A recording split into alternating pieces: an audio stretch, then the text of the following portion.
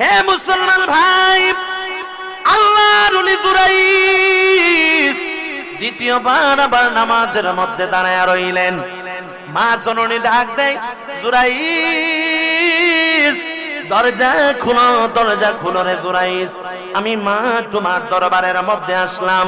জুরাইস রে দরজাটা খুলো। আল্লাহর ওলি জুরাইস মনে মনে চিন্তা করে, নামাজ ছাড়বো না মার ডাকে সাড়া দিব, নামাজ ছাড়বো নাকি মার ডাকে সাড়া দিব, নাকি নামাজ পড়বো, নামাজ পড়বো। আল্লাহর ওলি জুরাইস নামাজটা বড় ভালো লাগতেছিল, নামাজটা বড় মহাব্বত লাগতেছিল। আল্লাহর ওলি জুরাইস নামাজে দাঁড়াই রইছেন।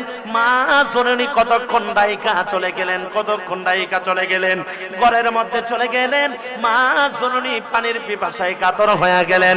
কিছুক্ষণ পরে আবার আইসা আল্লাহর ওলি জুরাইস রে ডাকে, হে বাবা জুরাইস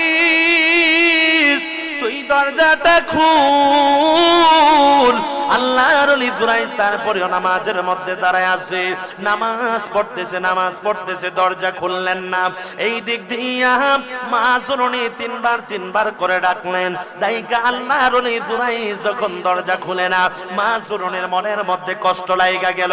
মা কষ্ট পাইয়া এই জুরাইসের জন্য মা দুবদুয়া দেয়, ওগো প্রাণের মালিক, আমার জুরাইস বড় হয়ে গেছে, আমি মা এতবার কইরা ডাকলাম জুরাইস শুনল না, শুনল না, শুনল না। ওগো প্রাণের মালিক, তুমি জুরাইস রে বেশ্যা নারীর প্রবঞ্চনায় না ফালাইয়া তুমি এই জুরাইস রে তুমি মাইরো না।